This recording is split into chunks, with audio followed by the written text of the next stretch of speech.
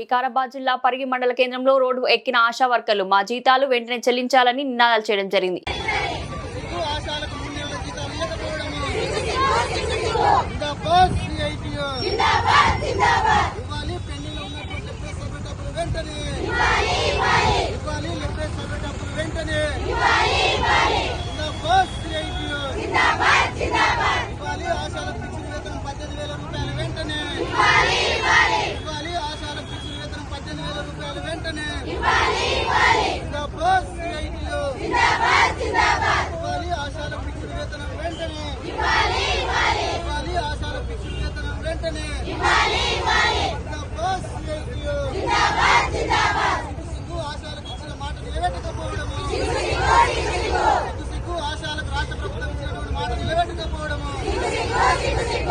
మంచి ఆశా యూనియన్ తెలపడం సిఐటిగా తెలపడం జరిగింది.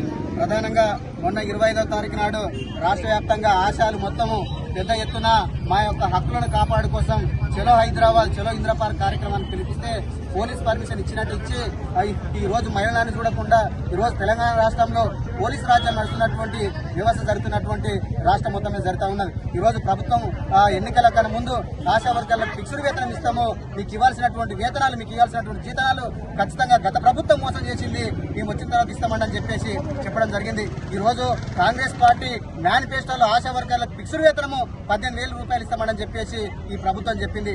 కానీ ఇప్పుడు అధికారంలోకి వచ్చిన తర్వాత 2 సంవత్సరాలు గడిచిపోతా ఉన్న ఆశా వర్కర్లకు అసలు పని చేసినందుకు పారితోషికంగా ఇవ్వనటువంటి పరిస్థితి ఉంది. వాళ్ళకు వచ్చినటువంటి జీతము 9,900 రూపాయలు అవిఘటంగా 3 నెలల నుంచి పెండింగ్ ఉంటే ఎలాగా అంటే కుటుంబం నడుస్తాడని చెప్పేసి మేము సిఐటి డిమాండ్ చేస్తా ఉన్నాం. అందుకు సంబంధించి రాష్ట్ర ప్రభుత్వం ఈ రోజు రాష్ట్ర ముఖ్యమంత్రికి ఈ రోజు ఆశా వర్కర్లు అంటే ఈ రోజు మరి ఎందుకు అంత కోపంటని చెప్పేసి అడుగుతా ఉన్నాం. కాబట్టి రాష్ట్ర ప్రభుత్వం అసెంబ్లీ సమావేశాలు ఈ రోజుతోటి లాస్ట్ ముగిసినటువంటి సందర్భం ఉంది. కాబట్టి ఆశా వర్కర్లకు ఖచ్చితంగా ఫిక్స్డ్ వేతనం ఇవ్వాలి, రాష్ట్ర అసెంబ్లీలో ప్రకటించాలని చెప్పేసి మేము రాష్ట్ర ప్రభుత్వానికి డిమాండ్ చేస్తా ఉన్నాం. అదే కాకుండా ఈ రోజు ఆశాలకు ఏదైతే లెప్రెస్ సర్వే డబ్బులు ఈ రోజు ఎలక్షన్ డ్యూటీలో అనేకమైనటువంటి పనులు చేస్తూ ఈ రోజు గ్రామాల్లో సేవ చేస్తున్నటువంటి ఆశా వర్గాలను ఈ రోజు ప్రభుత్వం బేకంటాను ఉసిగొల్పి ఈ రోజు రోడ్ల మీద చేస్తున్నటువంటి సంగతి ఈ రోజు రాష్ట్ర ప్రభుత్వం కాంగ్రెస్ ప్రభుత్వం చేస్తుందని చెప్పేసి మేము సిఐటి డిమాండ్ చేస్తా ఉన్నాం. నిజంగా ప్రభుత్వాన్ని ఆశా వర్కర్లు రెచ్చగొట్టకుండా వారితోటి పనులు చేసుకుని వారికి రావాల్సినటువంటి పారితోషికాలు ఇవ్వాల్సినటువంటి ప్రభుత్వం ఈ రోజు ఆశా వర్కర్లను రోడ్డు మీద తీసుకొస్తున్నటువంటి పరిస్థితి ఈ రోజు రేవంత్ రెడ్డి ప్రభుత్వం తీసుకొస్తా ఉంది. కాబట్టి ఆశా వర్కర్లతోటి పని చేయించుకోవాలి తప్ప ఈ రోజు పదవించుకోదామని చెప్పేసి సిఐటికి డిమాండ్ చేస్తా ఉన్నాం. ఏవైతే ఆశాలకు రావాల్సినటువంటి లెప్రెస్ సర్వే డబ్బులు కానీ ఫిక్స్డ్ వేతనం కానీ 3 నెలల పెండింగ్ వేతనాలు కానీ ఇవన్నీ వెంటనే ఇవ్వాలని చెప్పేసి సిఐటికి డిమాండ్ చేస్తా ఉన్నాం. రాష్ట్ర వ్యాప్తంగా 5,000 పైన ధర్నా చేపట్టడం జరిగింది ఆశా వర్కర్లు. అది ఎందుకంటే మొన్న 28 నాడు హైదరాబాద్ ఆశా వర్కర్లందరూ తరలిపోతే ఆశా వర్కర్లను కనీసం మహిళలుగా కూడా చూడకుండా ఎక్కడో అక్కడ అరెస్ట్ చేయడము జరిగింది. కనీసం ఆ సమస్యలు చెప్పుకొని ప్రభుత్వానికి విన్నవించుకోవడానికి మేము పోతే కనీసం ఆ ఇందిరా పార్క్ ధర్నా చౌక్ దగ్గర కూడా రాని పరిస్థితి ఉంది. అందుకు గాను నిరసనగా ఈ రోజు రాష్ట్ర వ్యాప్తంగా అన్ని 5,000 పైన రాస్తారోకాలు చేపట్టడం జరిగింది. ఈ ప్రభుత్వము ప్రజాపాలన అని ఓ వైపు చెప్పుకుంటూ ఆశాలకు ఇప్పటి వరకు 3 నెలలు 4 నెలలు నడుస్తుంది.